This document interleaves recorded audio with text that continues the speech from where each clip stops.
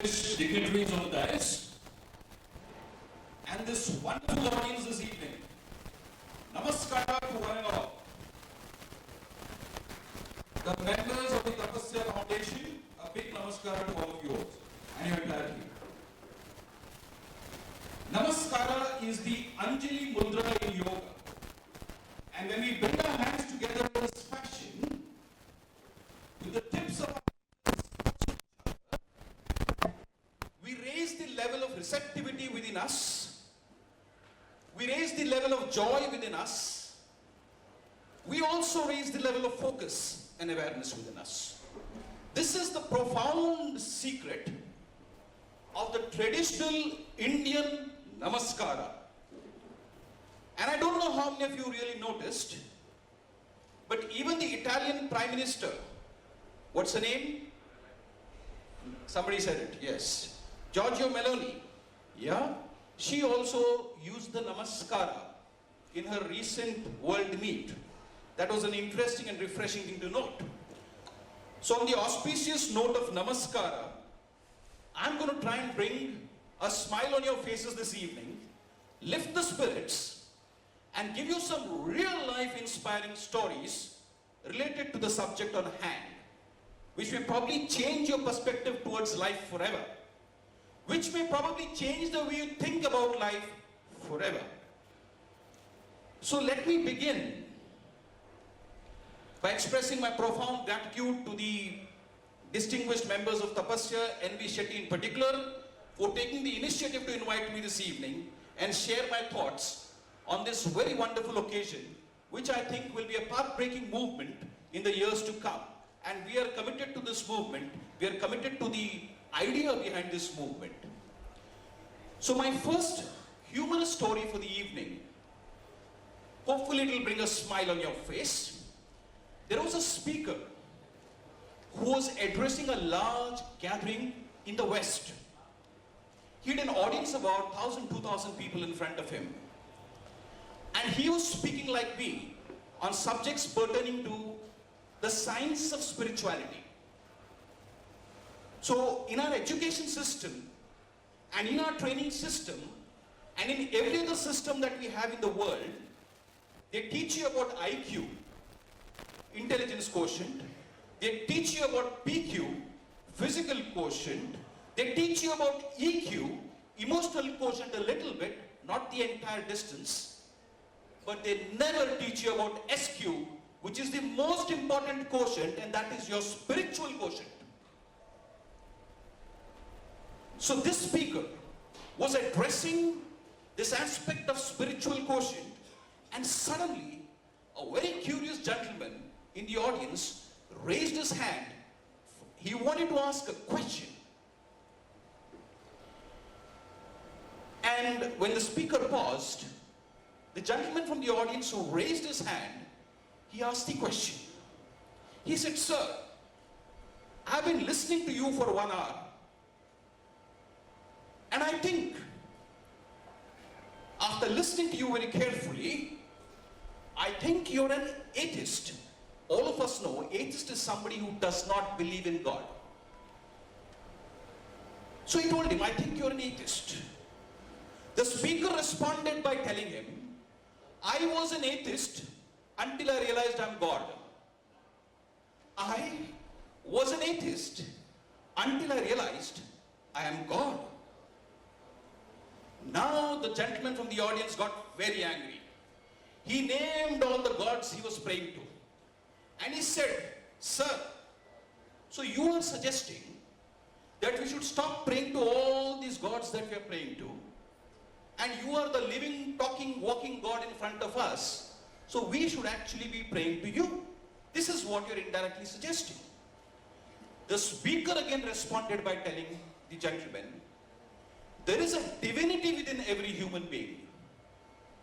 There is a divinity within every human being. There is a divinity within me. I never deny the divinity of any human being, and I never deny myself my own divinity." So this evening, I'm going to appeal to the divinity within each one of you on the dais and in the audience. Yeah? So on that auspicious note, we'll begin. I'm going to give you some information which may be radical in nature, which may be transformative in nature, pertaining to cancer. So let me begin with the study of Dr. Bruce Lipton. Dr. Bruce Lipton was a cell biologist. Now this information may change your life forever when it comes to prevention of diseases at large, including cancer. Dr. Bruce Lipton did a very interesting experiment. He took cells from the same source. Same source means genetically from the same source. They all have the same DNA. And he may split them into 3 distinct sets. He put them in 3 distinct bowls. In every bowl, there was a liquid, a different liquid in each bowl. In one bowl, when he put the cells, after some time, that cells became fat. In another bowl, the same cells became muscle. In a third bowl, the same cells became bone. What was different in each bowl? The nature of the medium, the nature of the liquid.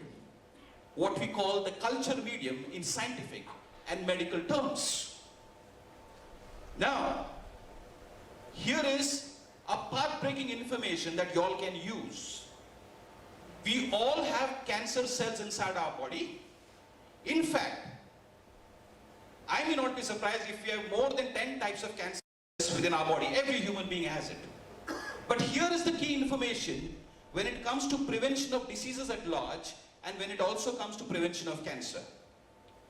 The activity of the cell depends on the environment which you provide the cell.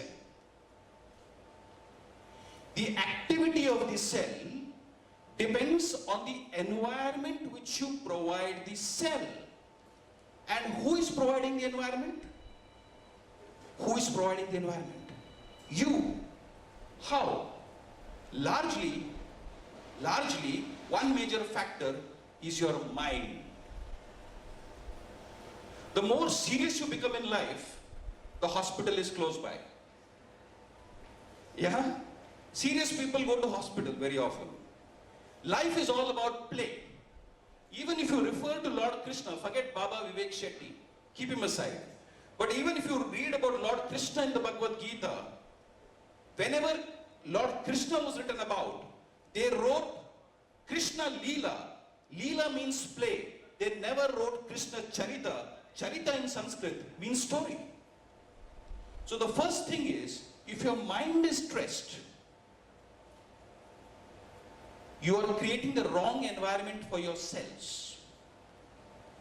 And the trouble with our system again is, education system, training system, any kind of system anywhere in the world.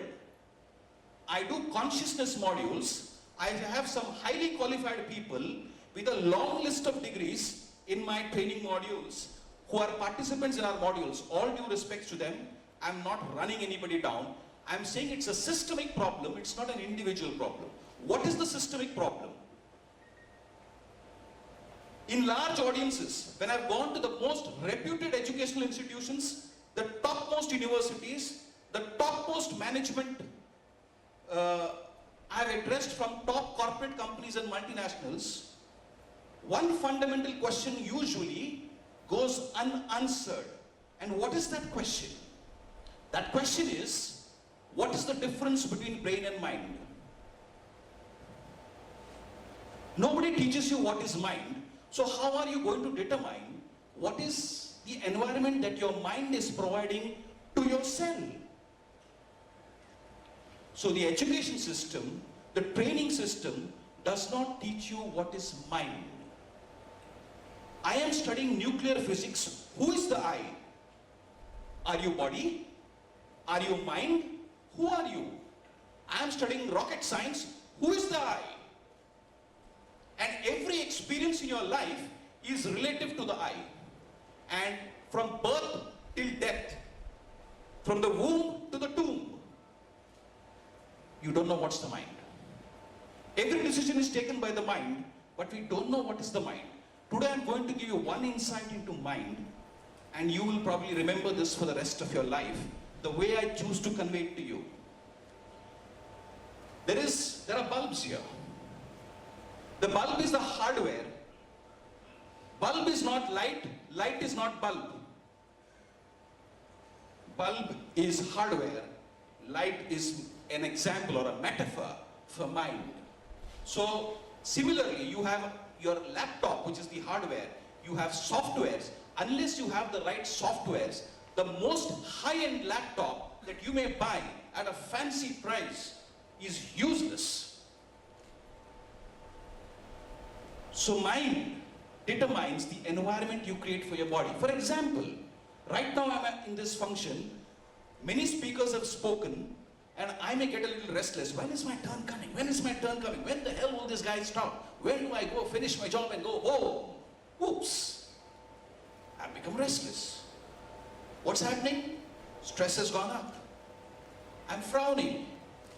If you look at our generation today, it's a restless generation. We have invested lakhs of rupees in our business, lakhs of rupees in our education to become restless. And don't forget, we consider ourselves the most brilliant species on the planet. Human beings are the most brilliant. And I'll give you an example of this brilliance. Yeah? तो हिंदी में वो गजल है, सीने में जलन आंखों में तूफान सा क्यों है, सीने में जलन आंखों में तूफान सा क्यों है, इस शहर में हर शख्स परेशान सा क्यों है.